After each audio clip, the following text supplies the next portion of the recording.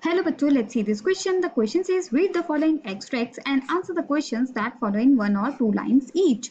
Question में हमसे ये बोला जा रहा है कि नीचे दिए गए एक्सट्रैक्ट को पढ़ें और उसके क्वेश्चन को आंसर करें 1 से 2 लाइन में.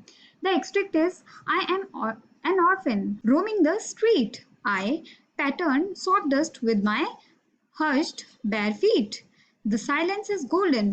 The freedom is sweet. मतलब कि मैं एक ऑर्फिन हूँ, मतलब मेरे कोई भी पेरेंट्स नहीं है, ना माँ ना बाप, मतलब कि अनाथ. It such a big word what she said and thought about.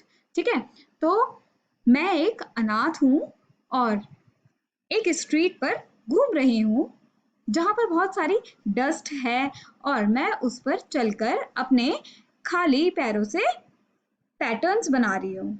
और जो ये साइलेंस है वो गोल्डन है, मतलब जैसे गोल्ड एक बहुत ही प्रीशियस चीज होती है नॉर्मल इंसानों के लिए, उस लड़की के लिए वो साइलेंस गोल्ड के बराबर था. और जो फ्रीडम है वो बहुत ही स्वीट थी. Here the key concept is Amanda's imagination being orphan. मतलब अमेंडा की इमेजिनेशन एक ऑर्फिन होने की. Question A says who is I in these lines. ऊपर दी गई लाइन में आई कौन है. Solution: in these lines, I is Amanda, a young school going girl.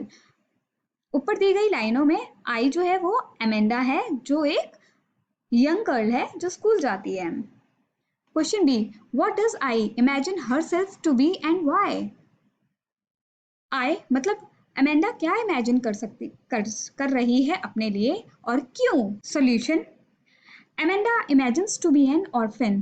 Her mother's persistent nagging irritates her and she feels that life would be enjoyable if she were an orphan with no parent to curb her freedom.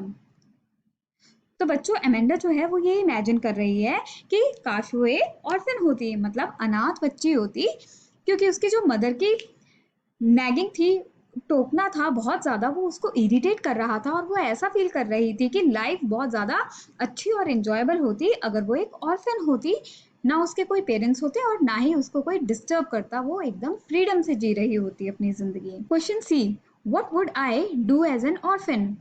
Amanda orphan होने के बाद क्या करती. Solution: Amanda would roam about barefooted in the streets. There would be no one shouting at her and she would enjoy absolute freedom. Amanda अपने खाली पैरों के साथ इधर उधर घूमती रहती स्ट्रीट्स में जहाँ पे बहुत सारी डस्ट होती और वहां पर कोई भी उसके ऊपर चिल्लाने वाला या डांटने फटकारने वाला नहीं होता और वो इस एब्सोल्यूट फ्रीडम को बहुत एंजॉय करती. Question D, why would I like to do so. Amanda ये सब करना पसंद क्यों कर रही थी. Solution: Amanda would like to do what she has been forbidden to do and when free from instructions she would enjoy doing what she wants to. So Amanda ये सब करना इसलिए पसंद कर रही थी क्योंकि वो इन सब चीज़ों से वंचित रह गई थी, वो तरसती थी ये सब करने के लिए कि जब उसके ऊपर से इंस्ट्रक्शंस नहीं होंगे तो वो इंजॉय करेगी और वो ये सब करेगी, मतलब बेयरफुट घूमेगी स्ट्रीट्स पर, इधर उधर उसको कोई भी शाउट नहीं करेगा और वो फ्री होगी, फ्रीडम में अपनी जिंदगी जिएगी. Question E, why is the silence golden and freedom sweet for the speaker. तो यहाँ पर स्पीकर मतलब अमेंडा के लिए साइलेंस गोल्डन क्यों है और फ्रीडम स्वीट क्यों है. Solution: the speaker Amanda fails fed up with the noisy, dominating commands of her mother and feels stifled and suffocated because she is given no freedom to exercise her sweet will. Therefore, she craves for calmness and liberty and regards silence to be golden and freedom to be sweet.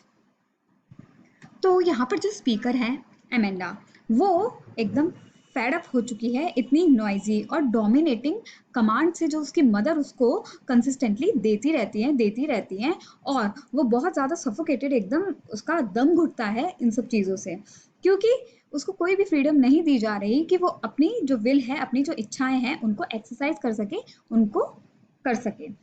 Therefore वो crave करती है उस calmness के लिए, उस liberty के लिए, उस फ्रीडम के लिए, जहां पर साइलेंस जो है वो उसके लिए इसीलिए गोल्डन है और जो फ्रीडम है वो उसके लिए स्वीट है। Let's read all the objective questions first and then answer them.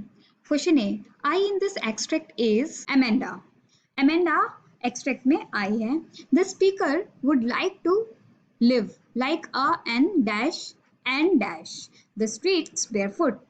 मतलब जो स्पीकर है वो इस तरीके से जीना चाहती है और स्ट्रीट पर खाली पैर चलना चाहती है।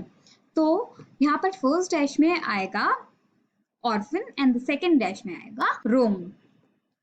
Question C, the poetic device used in the second line is. तो यहाँ पर जो पोएटिक डिवाइस यूज हुआ है वो है transferred epithet. Last question D, I hopes to enjoy a life of. Amanda एक ऐसी जिंदगी जीना चाहती थी और एंजॉय करना चाहती थी।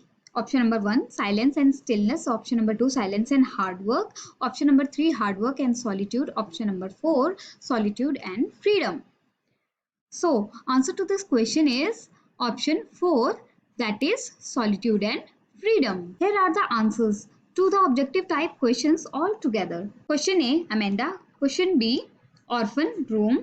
Option C, transferred epithet. Question D, option 4, solitude and freedom. I hope you understood it well. Best of luck. Thank you.